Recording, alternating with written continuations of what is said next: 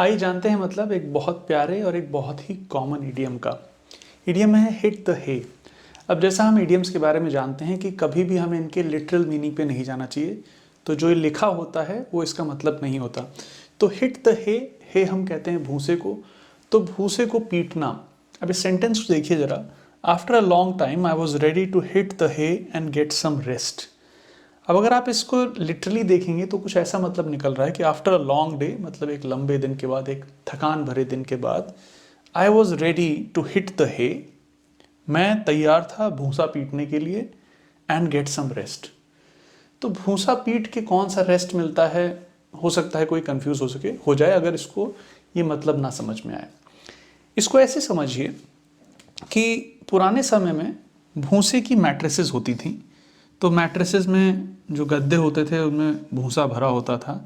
तो भूसे की मैट्रेस पे अगर सोना है तो अधिकतर लोग उनको स्टिक से पीटते थे, जिससे कि कोई इंसेक्ट है या कोई कीड़ा मकोड़ा है, कोई गंदगी है, तो स्टिक से पीट के निकल जाए और फिर उस पर आराम से लेट के आदमी सो जाए। तो हे को पीटा जा रहा है, भूसे को पीटा जा रहा है यहाँ पे, लेकिन भूसे को नहीं, भूसे के बने मैट्रेस को पीटा जा रहा है। पुराने समय में तो भूसे पे भी सोते थे लोग, तो उस समय से भी ये बात आप याद रख सकते हैं कि भूसे पे अगर भूसे का एक गद्दा बना के कोई सो रहा है तो कोई छोटा मोटा कीड़ा ना आए तो एक छड़ी से पहले उसको अच्छे से पीट दिया। तो यहाँ हो क्या रहा है, यहाँ सोने की तैयारी हो रही है, यहाँ रेस्ट लेने की तैयारी है। Someone is trying to go to bed और रिटायर फॉर द डे, जिसको हम लोग कहते हैं। तो सिंपल भाषा में टू गो टू बेड मतलब मैं अब बिस्तर पे जाने के लिए तैयार हूं। तो यहाँ जो सेंटेंस का मीनिंग निकल रहा है, after a long day I was ready to hit the hay and get some rest. I was ready to go to bed and get some rest.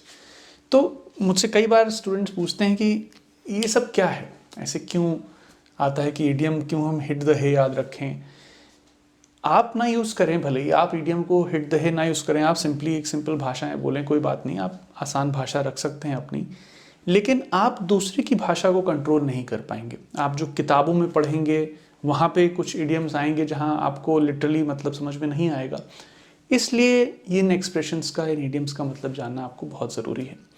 तो हिट द हे का सिंपल मतलब है to go to bed और to retire for the day, मतलब आज दिन ख़त्म कर रहा है आदमी, सोने की तरफ प्रस्थान करने की कोशिश है। तो कहीं कोई डाउट हो एक्सप्लेनेशन में, कहीं कोई कन्फ्यूजन आपको हो तो प्लीज़ मुझे कमेंट्स में लिख के बताइए। इसके अलावा भी कुछ चीज़ लगती है आपको पूछने लायक, I will be very happy to help you there. I hope it helps. Take care. आइए जानते हैं इस प्यारे से इडियम के बारे में, hit the nail on the head. अब इसके पीछे की स्टोरी क्या है, इसके मीनिंग को आप कैसे अच्छे से याद रख सकते हैं, इसको सेंटेंसेस में कैसे यूज़ कर सकते हैं, कुछ बातें करेंगे इसके बारे में कि जिससे आपके जहन में ये इडियम बैठ जाए कि इसका मीनिंग क्या है और उसको इस्तेमाल कैसे किया जाए। इडियम्स की स्टोरीज़ अगर थोड़ी जानेंगे या कुछ स्टोरीज़ बनाएंगे उनके बारे में, तो आपको चीज़ें ज़्यादा क्लियर होंगी और उसको आप ज़्यादा अच्छे से इस्तेमाल कर पाएंगे। इडियम्स के बारे में हम जैसा कि जानते हैं कि ये वो नहीं मीन करते जो इसमें लिखा है। तो hit the nail on the head, अब इसके दो मतलब निकालते हैं लोग अधिकतर। एक पहला मतलब जो बहुत कॉमनली मैंने देखा है लर्नर्स को निकालते हुए, नेल हो गई कील, तो कील को किसी के सर पे मारना। एक बहुत मैंने देखा है लोगों को कॉमन निकालते हुए कि to hit the nail on the head, कि किसी के सर पे आप किसी कील को मार दें। ये तो इसका मतलब बिल्कुल भी नहीं है ऑब्वियसली। हम इसके बारे में जानेंगे कि क्या कहना चाह रहा है इडियम।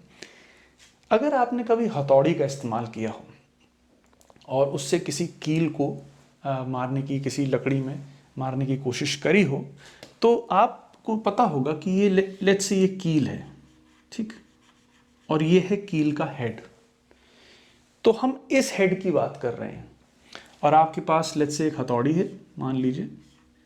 तो अगर आप एक अच्छे स्किलफुल हथौड़ी मारने वाले हैं तो आपकी हथौड़ी इसके हेड पे लैंड करेगी, तभी ये कील अच्छे से गड़ेगी। कहीं उल्टा सीधा पड़ गया तो कहीं किसी के हाथ में भी लग सकती है। कई बार लोगों को इसलिए कहा था भैया अगर ट्रेनिंग नहीं है प्रॉपरली तो रहने दो, आपकी प्रैक्टिस अगर नहीं है तो आपको ऐसे रिस्क नहीं लेना चाहिए। कई लोग दरवाजे पे कील गाड़ने की कोशिश करते हैं हथौड़ी से, एक दो बार अपने हाथ पे ही मार लेते हैं, कभी कभी नाखून में आप देखेंगे खून जम जाता है। तो इस हेड की बात हो रही है, किसी इंसान की खोपड़ी की बात नहीं हो रही है। इस कील के हेड की बात हो रही है। ये जो ऊपर होता है, जो चौड़ा पार्ट होता है कील का, ये है हेड। अब इस हेड पे आप अगर एक्यूरेटली मार रहे हैं, hit the nail on the head, on this head, तो आपकी एक्यूरेसी की बात हो रही है। तो कारपेंटर इस चीज़ को लेके बहुत ही माहिर होता है, बहुत ही स्किलफुल होता है, बहुत एक्यूरेटली हथौड़ी को कील के हेड पे मार सकता है। तो जब to describe something accurately, that is causing an issue। तो अगर कोई प्रॉब्लम है, that's causing a problem, कोई प्रॉब्लम है, कोई इशू चल रहा है, उसकी कॉज के बारे में अगर कोई बता पाए कि भाई कोई प्रॉब्लम चल रही है, किसी को लग रहा है यार केबल नहीं आ रहा है, तो किसी ने गेस किया यार लग रहा है कि कुछ गड़बड़ है जो सर्विस प्रोवाइडर है उसके साथ, या कोई भी ऐसा सोल्यूशन बताए जो लगे कि हाँ ये बहुत ही प्रॉबल सोल्यूशन है, यही हो सकता है, इसका कारण यही हो सकता है। तो कोई प्रॉब्लम चल रही है, मान लीजिए कोई इशू है, और किसी ने अपनी एनालिसिस के जरिए ये बता दिया कि इसका कॉज क्या है, इस प्रॉब्लम का, ये प्रॉब्लम क्यों हो रही है। तो ये कह सकते हैं हम, you hit the nail on the head with your analysis of the issue. भाई तुमने जो बताया है यहाँ पे, तुमने जो एनालिसिस करी है, you have hit the nail on the head, मतलब आपने बिल्कुल सही बात बताई है। तो टू डिस्क्राइब समथिंग एक्यूरेटली, ये बहुत जरूरी है कि कोई चीज़ बिल्कुल एक्यूरेटली बताना, which is the cause of any problem that's causing a problem. तो कोई भी इशू हो, कोई भी चीज़, अब जैसे मान लीजिए गाड़ी किसी की नहीं चल रही है, तो कोई बताए कि यार इसमें लग रहा है साइलेंसर की गड़बड़ी है, और पता चले कि बाद में कि हाँ वही थी गड़बड़ी, तो उस इंसान ने उसके बारे में बिल्कुल सही बताया, तो आप कह सकते हैं you hit the nail on the head. Commentary में आप सुनते होंगे कई बार क्रिकेटर्स के बारे में कमेंटेटर्स बोलते हैं कि भाई इनका फ्रंट फुट आगे ठीक से नहीं आ रहा, तो दूसरा कमेंटेटर बोलेगा हाँ भाई you hit the nail on the head, this is what is causing the problem, इसीलिए ये आउट हो रहे हैं, कई बार इनका फ्रंट फुट ही नहीं आ रहा ठीक से। तो जब किसी प्रॉब्लम की कॉज के बारे में कोई बहुत ही एक्यूरेटली, बहुत ही प्रिसीजन से, कोई बिल्कुल सही तरीके से बता दे कि ये है चक्कर, उसके लिए हम कहते हैं hit the nail on the head.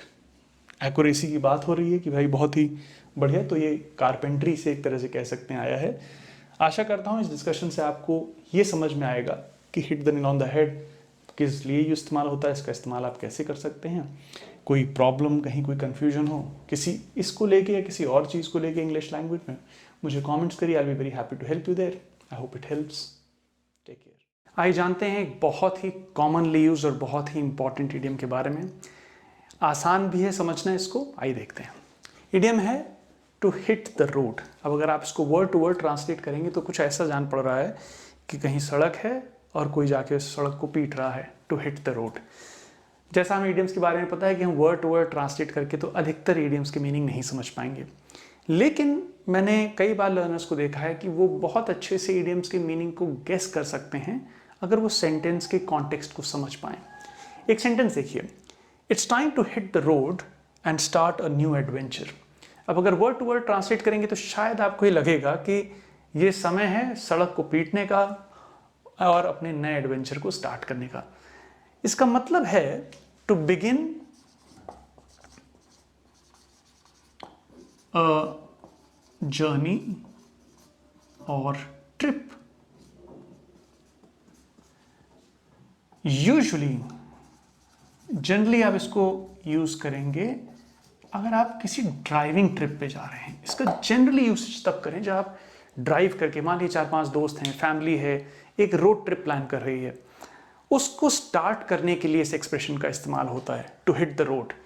तो अगर कोई कह रहा है लेट्स हिट द रोड, इसका सीधा सा मतलब ये है कि आप ये प्लान कर रहे हैं कि आप एक जर्नी पे जा रहे हैं जो बाय रोड है जनरली, तभी ये कॉन्टेक्स्ट में ठीक बैठेगा।